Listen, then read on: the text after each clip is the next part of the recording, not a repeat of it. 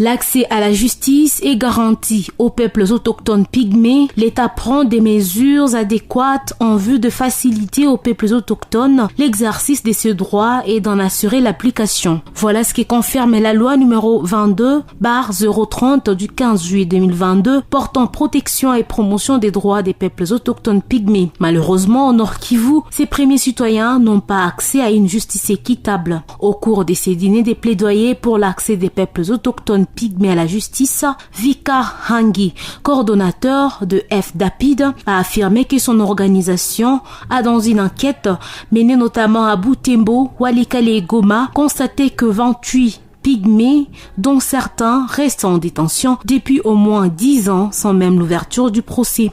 Pour lui, l'objectif est de remettre le peuple autochtone pygmée dans leurs droits. Premier objectif, nous sommes en train de vulgariser la loi portant protection et promotion des droits des peuples autochtones pygmées.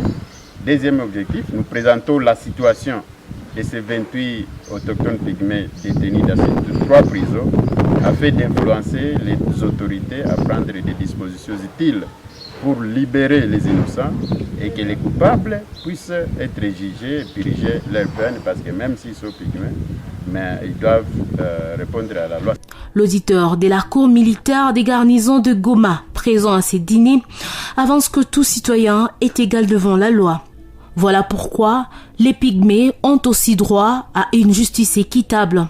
Maître Patrick Songé, avocat au barreau du Nord Kivu et conseiller au cabinet du gouverneur militaire du Nord Kivu, a quant à lui salué la démarche du FDAPID, car estime-t-il que cette loi qui est nationale doit aussi être appliquée à la lettre au Nord Kivu, où l'on rencontre un bon nombre des autochtones pygmées.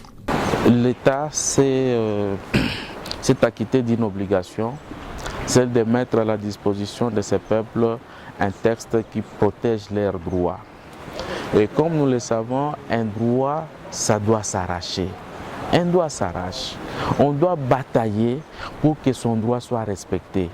Et cela est de l'obligation de tout le monde, parce que la loi est là, elle est de portée générale, et nous avons tous l'obligation de respecter la loi. Et que donc, non seulement il appartient à ce peuple autochtone pygmée de batailler pour le respect de leurs droits, mais aussi nous appartient à nous tous, citoyens congolais, autorités, de se battre pour le respect de cette même loi-là. Notons que cette même loi, qui est dans sa phase de vulgarisation par le foyer de développement pour l'autopromotion des personnes indigentes et en détresse FDAPID, confirme que les peuples autochtones pygmées sont libres et égaux en dignité et en droit en tant que citoyens congolais, à savoir le droit.